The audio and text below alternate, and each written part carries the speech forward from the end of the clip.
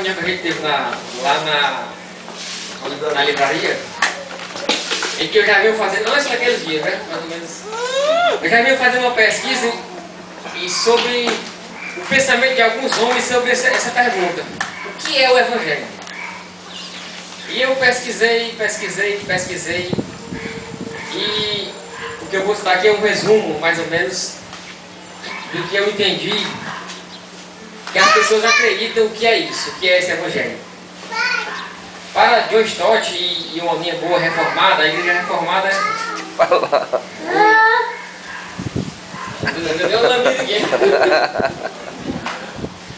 A igreja reformada é aquela que veio lá de Lutero, né, da reforma.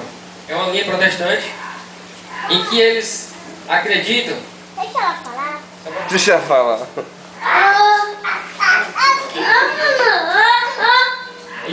Entendeu? É os mistérios. Olha, embaixando, ó. Tá sapateando. Vai sapatear aqui. Então essa linha reformada,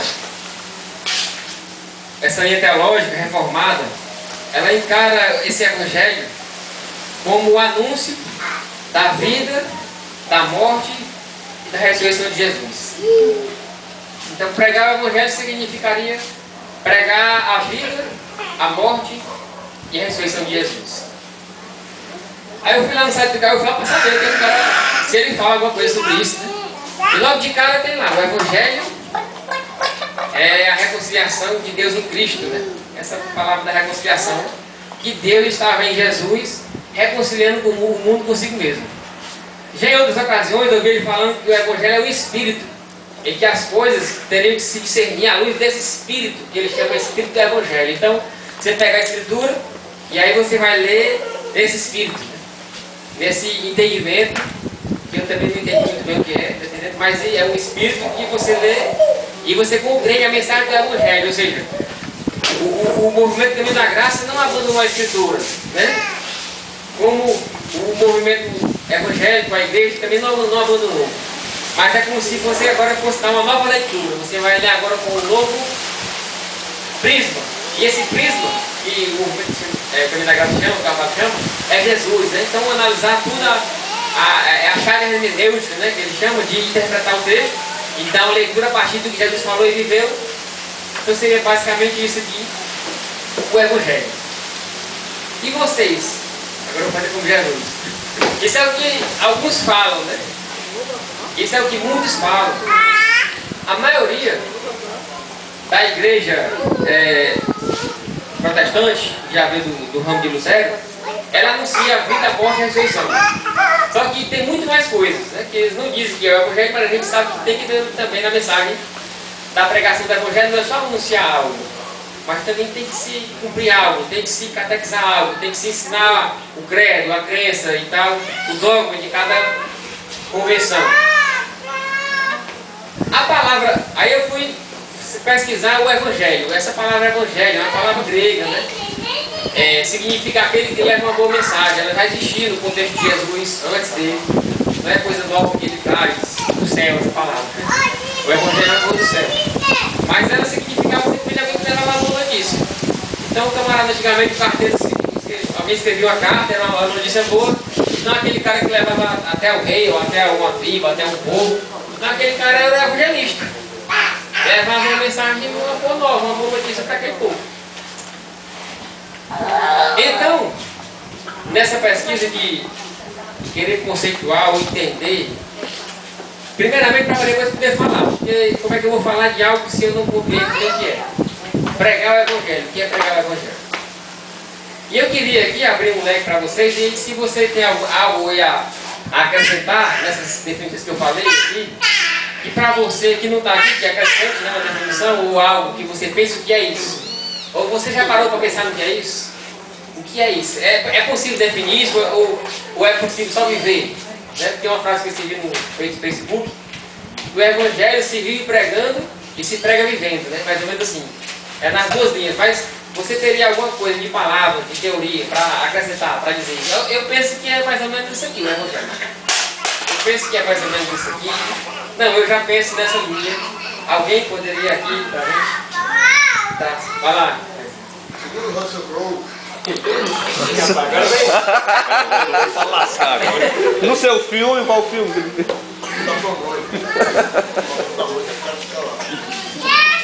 Tudo que socorro o Evangelho é o arrependimento de Deus da criação humana.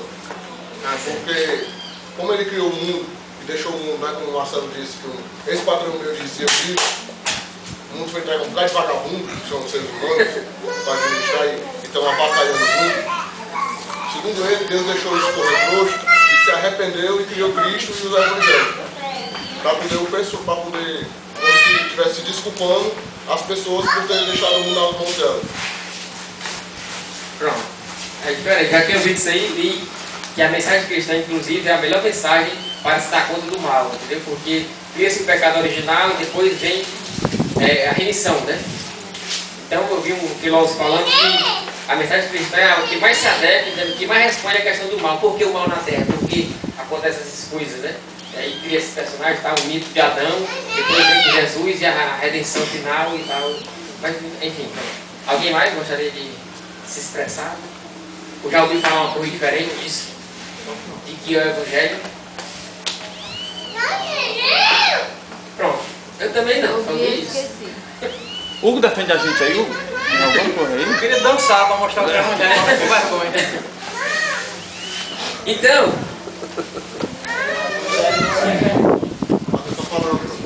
vai, Matheus, fala. É pra nós mesmo, eu não partilho nada.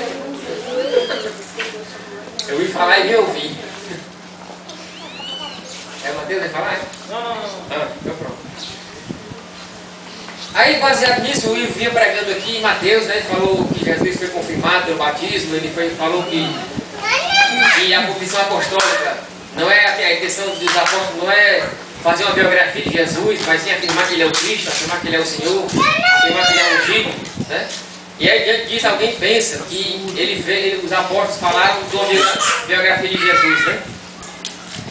E aí, Jesus é afirmado pelo batismo como aquela figura do Pai, pela pomba, do Espírito Santo e tal, e depois ele é levado ao deserto para autenticar, ser testado, né? E lá ele passa também. E logo depois disso ele começa a pregar, e foi o que ele falou domingo passado. A mensagem dele domingo, a pregação dele foi...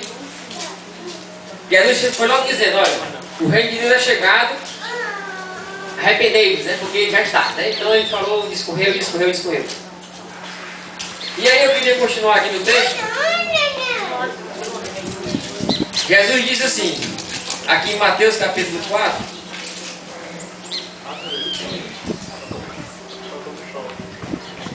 Mateus diz assim, e percorria Jesus toda a Galileia, ensinando nas sinagogas, pregando o evangelho do meio e curando todas as enfermidades e males entre o povo.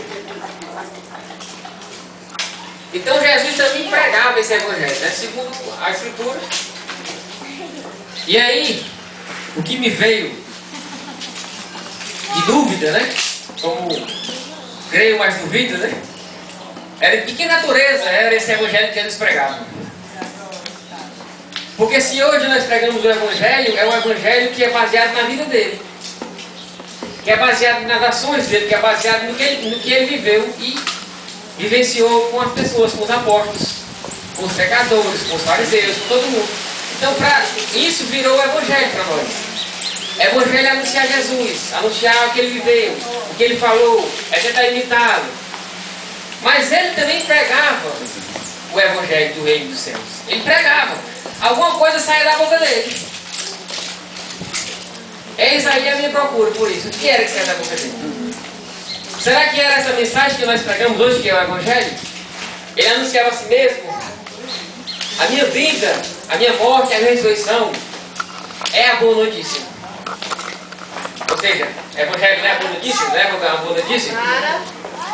Então, eis aí a um ponto que eu cheguei e que eu vou continuar aqui a leitura, que é mais ou menos o que eu penso, que não vai ser mais ou menos o que vocês pensam, até porque eu não vim com nada acabado, que eu vim para a gente colocar aqui na mesa e ouvir e debater e conversar. Então, eu noto pela leitura dos evangelhos que Jesus falava.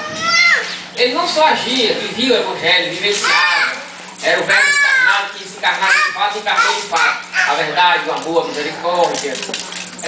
todas essas características que a gente sabe que ele tem. Mas ele também falava. E ele falava em lugares religiosos, na sinagoga, ele pregava. Ele pregava na beira do rio, ele pregava no poço. Ele pregava, ele falava, ele conversava. E o escritor diz, Mateus, que ele pregava o Evangelho. Aí a questão é, de que natureza é esse Evangelho? Como saber se alguém está pregando o Evangelho que Jesus pregava? É possível? Por uma volta, por uma análise histórica do texto, que a gente tem só a Bíblia, nós só temos a Escritura e é dela que podemos partir e só temos o testemunho dos apóstolos, que é inegável. Jesus é o Senhor, Jesus é o Cristo, Jesus é o ungido, que é para mim, no meu ponto de vista, uma mensagem mais veterotestamentária, porque essa questão de Messias, de ungido, ela é uma linguagem antiga, aguardada pelos judeus. O Messias ungido é uma mensagem resgatada do Velho Testamento para trazer para o Novo, dizer que ele é ungido.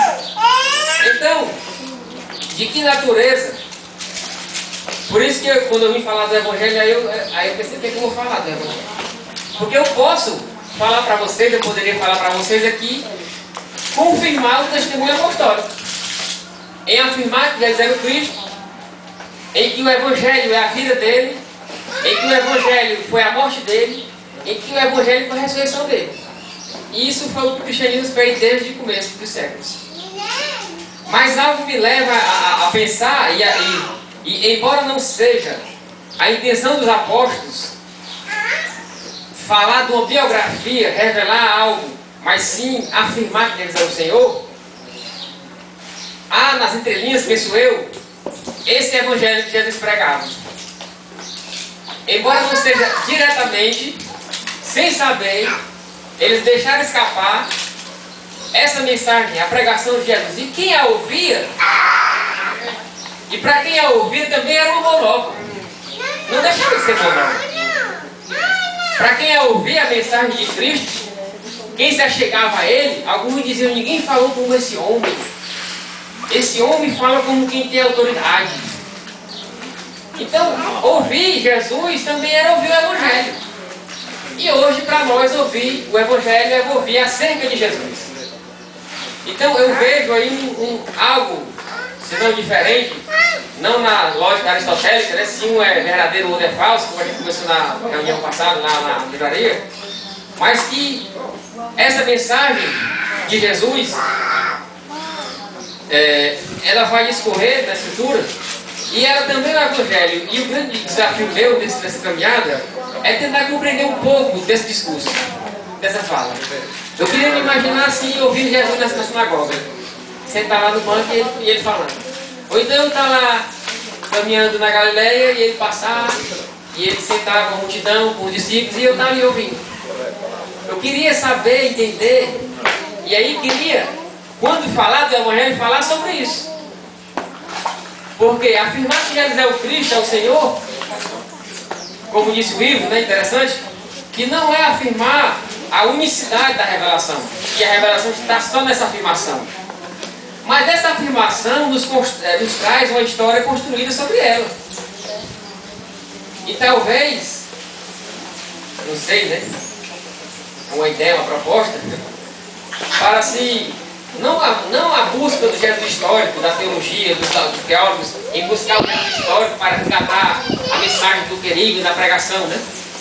Mas eu acredito que na própria Escritura, Mateus, principalmente, que é o Sermão da Montanha, que é logo em seguida ele vai começar a pregar isso, ele vai começar que é tido por alguns como a carta magna da Bíblia, né? Já disse alguns teólogos que se você rasgasse toda a Bíblia, se ficar só Isaías 53 e o Sermão da Montanha, toda a mensagem da Bíblia ficaria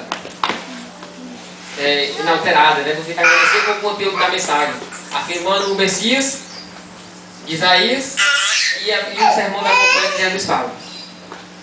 Então Jesus começa a falar, ali a pregar, diz assim o texto: e uma grande multidão da Galileia, Decápolis, Jerusalém, Judéia e de além do Jordão seguia Jesus. Jesus, vendo as multidões, subiu ao monte E assentando-se os seus discípulos, aproximaram-se dele, e Jesus, abrindo a boca, os ensinava dizendo: e tome, bem-aventurado e tal, e tal, e tal. Eu vi o cara falando que ali foi cerca de 3 horas aquele discurso. Aqui é porque está, mais historicamente, algumas pesquisas, de 2 às 3 horas só de fala. Só falando. Que aqui a gente lê Atos, né? Mateus 5, 6 e 7. Você lê aqui, questão de meia hora, você lê. E Jesus fala, prega o Evangelho do Reino, anuncia. E lá no final do capítulo 7, Jesus conta uma história, que é justamente aquela do cara que é insensato, aquele que escuta e atenta para as palavras, será semelhante ao homem prudente, que edifica sua casa sobre a rocha. Mas aquele que escuta as minhas palavras e não as pratica, é aquele homem imprudente, que edifica sua casa sobre a areia, vem a ventania, vem o vento, dá contra ela e ela cai, né? Assim, é todo aquele que ouve as minhas palavras e as pratica. Ei, João, no comentário da Bianca que está achando desse pouquinho. Vem a vento e a cara está na sua casa. Então, acerca do que é a palavra de Jesus, como a gente tinha conversado há algum tempo lá, parece que é preciso fazer uma peneira, né?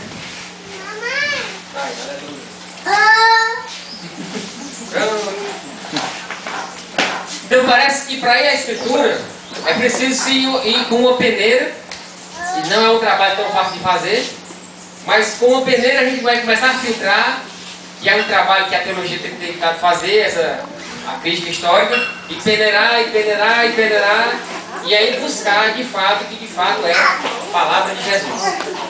Mas aqui nesse sermão, pessoalmente falando, eu encontro assim muitas características dessa pregação do Evangelho do Reino, que pensando nisso cabe em qualquer ambiente.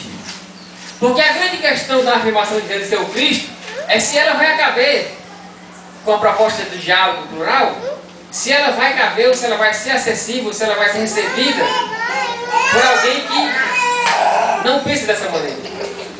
Então, como diz o Jeffrey, que é um teólogo católico, ele afirma que o diálogo poderia se começar por esse sermão. Porque nesse sermão o cara pode ser budista, o cara pode ser hinduísta, o cara pode ser, porque ele cabe lá dentro. Ele cabe no estilo de uma vida de reino, né? Inclusive eu tenho dúvida, escrevi até um texto sobre isso antes de ontem, se Jesus de fato queria fundar uma igreja. Estou começando a duvidar. E se ele queria, certamente essa natureza de uma igreja seria totalmente diferente da que nós vemos no decorrer da história. Por quê? Fiz uma pesquisa rápida e Jesus fala pouco sobre o termo igreja e exemplifica pouco sobre comunidade. Até porque na época dele ele não deixou nenhuma comunidade, eram seus 12 que o seguiam, mas a maioria o seguiam, que é uma coisa que está sempre para frente, está sempre em movimento. Não lembro de Jesus ter feito nem uma sinagoga ou uma tenda para poder marcar território, né?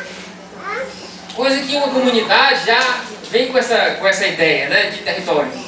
Então penso eu, se Jesus tinha intenção de fundar uma igreja, ou seja, que é o termo grego eclésia, que também já é um termo grego emprestado, né, que não é novo, igreja do céu, do Senhor, isso aí é uma coisa da terra mesmo, mas ele diz a minha eclésia, né, ele diz a minha igreja, então é uma coisa que, se era do propósito dele implantar algo dessa natureza, seria uma coisa diferente das que já existiam, do ajuntamento, das que existiam na época. Porque a única passagem que ele fala é essa, falando para Pedro, né? Tu és Pedro, e aquela passagem polêmica. E a outra é aquela parte que é onde ele disse, se você encontrar um irmão, e vai lá, tenta ganhar o teu irmão, mas se não for, vai o testemunha, mas se não for, vai à igreja, e leva à igreja, para tentar, se não for, considera como publicano, né? É uma passagem, fora essas duas não. Ele não fala mais sobre igreja, sobre comunidade, sobre reunião. De fato, isso que está acontecendo aqui, para a gente, é mais fruto da comunidade da igreja do que do próprio Jesus, porque Jesus andava. Para seguir Jesus, eu penso que seria muito difícil naquela época. Andar com ele, andar com ele, era estar totalmente desposado. E ele até nem queria que alguns o seguissem, porque o caminho, alguns ele disse, vai, segue paz. Não era a ideia dele também, parece fazer uma fila indiana, né? Da onde ele fosse, a galera ia lá. Agora vamos ver o que ele está falando, agora vamos ver o que ele está pregando, vamos ver o que ele está ensinando. Penso eu. Então, o que é o Evangelho? O que é o Evangelho? O que é o Evangelho? Eu penso, né, que essa definição do Caio Fábio, que é paulina, né, baseada no texto de Paulo, que é Jesus Cristo reconciliando o mundo, porque Deus reconciliando o mundo consigo mesmo, e não mais imputando os nomes dos seus pecados, e tal, e tal, e tal, e tal, e tal. Ela é uma definição, na minha visão, do que eu penso muito interessante, muito boa. Mas ainda acho que ela não fecha. E eu acho que ninguém vai fechar essa definição. Porque é algo que a gente pode falar, como Jesus falou, da natureza desse evangelho do reino, e que ele já estava presente. Jesus fala muito mais em reino do que em igreja, propriamente dito. Fala mais de 130 vezes em reino e em igreja só 2 vezes. O que me leva a crer que não era o propósito dele de fato, uma intenção em criar uma eclésia com prioridade, mas era algo universal. E como saber que alguém que prega, que ensina, porque nós não podemos fugir de uma reunião. Parece que nós, como diz Hugo, precisamos sempre estar reunindo para reafirmar aquilo que já cremos, né? Então nós estamos na mesma rotatividade em que a comunidade igrejeira sempre frequentou, sempre aconteceu essas reuniões que no século 3 ou 4, pela arte sofista da pregação, da retórica, começou a haver essa pregação teológica, filosófica, né? E nós não conseguimos fugir mais disso. Temos que estar sempre reunidos, ouvindo, entendendo, e não é que isso seja ruim, eu não penso, né? Penso assim. Mas como saber se alguém está anunciando o Evangelho? Porque nos discursos de Jesus ele também disse que viriam muitos em seu nome, falaria como se fosse dele, enganariam, se possível fosse, até os eleitos, né, na linguagem lá bíblica. E eu ouvi um amigo meu falando, o pastor Valterni, lá do seminário que eu fiz, uma coisa ele disse interessante. Olha, Júlio, se você quiser saber quem está pregando o Evangelho, você faz o seguinte: você pega o que o cara está pregando, o que o cara está ensinando, e você aplica, e você vê a aplicação desse ensino, dessa mensagem, nos 4 cantos da terra. Porque o Evangelho tem que ser universal. Ele tem que alcançar o coração do homem, seja ele africano, seja ele japonês, seja ele ocidental, seja oriental. Se é Evangelho, se é de Deus, se é do reino, e o reino é de Deus e ele é universal, o que se prega aqui em Fortaleza precisa caber em qualquer cultura. Aí eu disse, rapaz, se for assim, a teologia da prosperidade, eu não vou poder pregar ela na África mesmo. Então, agora eu disse, pastor, eu gostei dessa ideia aí, é boa. Saber quem está pregando o Evangelho é aplicar o que eu vou dizer aqui. Se eu disser aqui e couber em outras culturas, é Evangelho.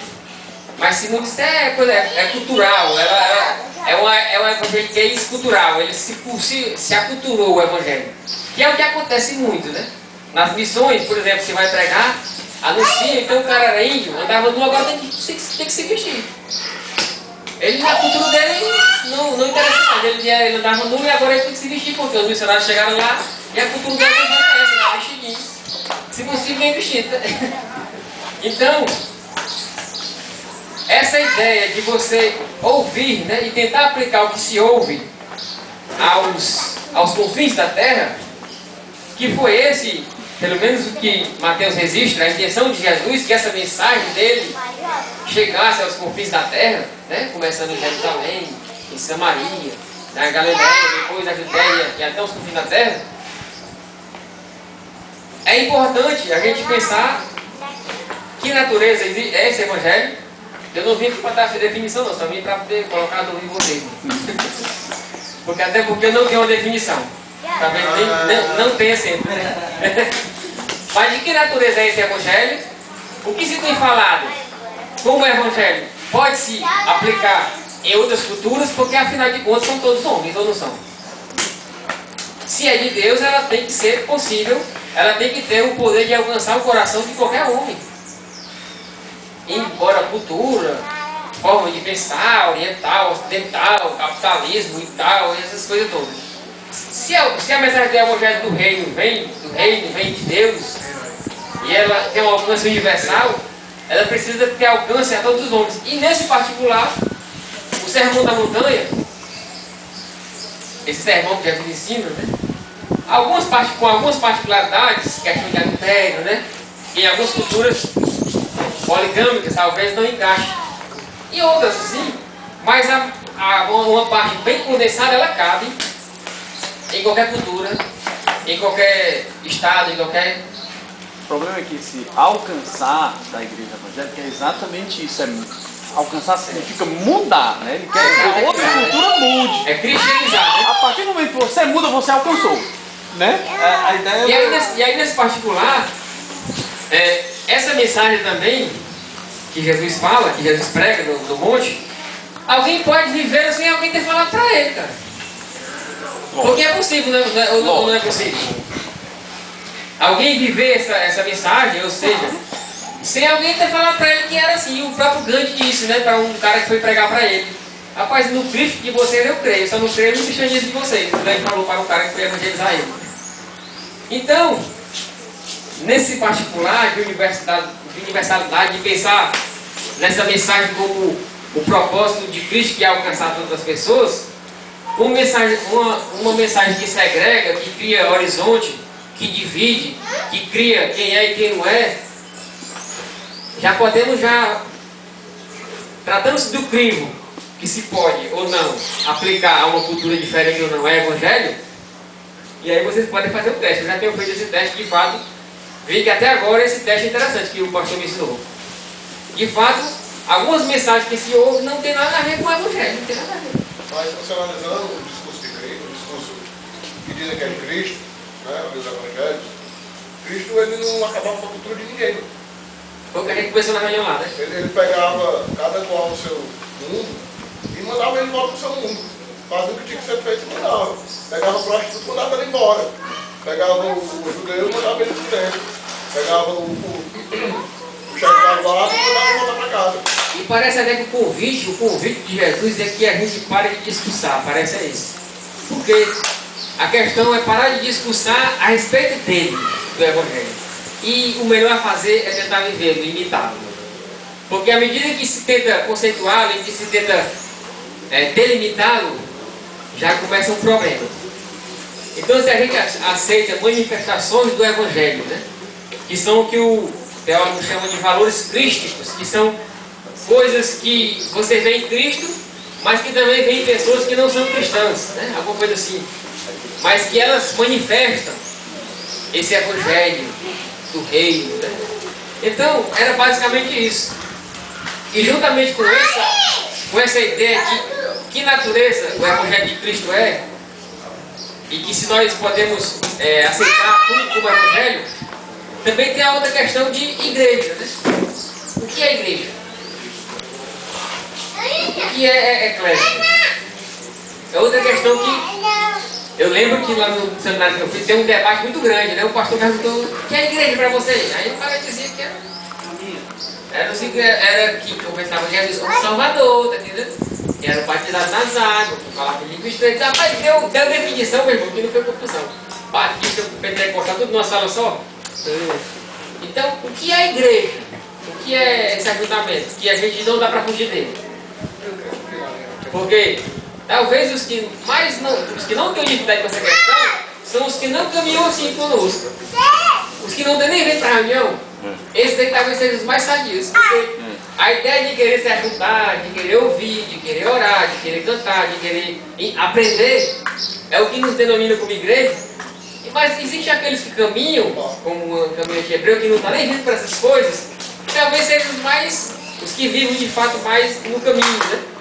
Do que a necessidade de estar sempre se ajuntando, de estar sempre se afirmando, de estar sempre ouvindo, porque isso é coisa de igreja, é coisa que a gente aprendeu e foi caminhando assim. E também você vê muito no bar, só que o pessoal da igreja a diferença. A turma do mel, né? Não pode atrapalhar, né? Então, queridos, né?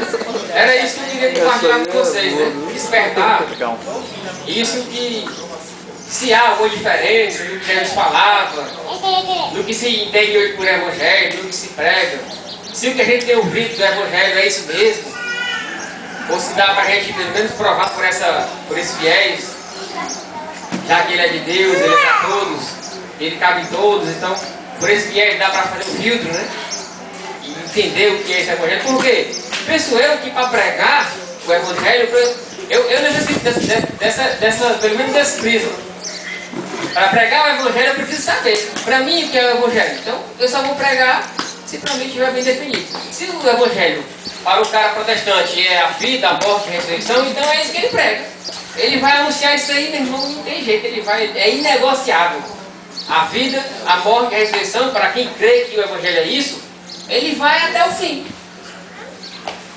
Então, e aí o cara já crê, não há mais dúvida, não há mais nada, ele já acredita naquilo, então ele anuncia, não, mas isso aqui é inegociável, porque Jesus é inegociável, a divindade de Jesus é inegociável. Então não há como argumentar e como ter o diálogo. A grande questão é, eu deixo para vocês, né? O que é o evangelho? Não é possível definir, é melhor viver, então focar mesmo. E vivamos, né? Não é possível ter uma ideia para que eu fale desse evangelho. Falar do evangelho pode ser também sem palavras religiosas, ser um evangeliquez, né? Alguém pode falar do evangelho sem certamente estar falando na língua religiosa nossa, compreensível, na nossa cultura ocidental, que é, na minha visão, impossível de fugir desses termos.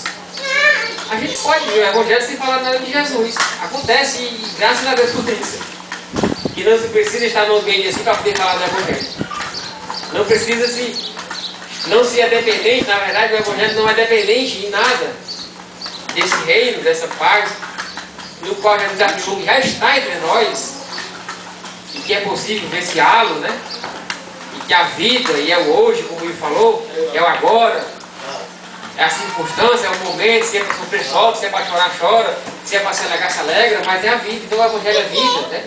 Jesus mesmo, e João mesmo falou, o caminho, a verdade e a vida, pode ser o evangelho, então, tantas definições. Então que Deus abençoe a nós, né, nessa caminhada, que possamos juntos, né, esquecendo essa parte de definição, exercer o amor fraternal, né. Eu quero dizer para vocês que é muito interessante, é muito bom. Para mim, eu gosto muito de estar entre vocês, é muito legal. Conversando sobre Deus ou sobre outras coisas qualquer. Mas, não só entre vocês, mas eu gosto de estar no meio de pessoas.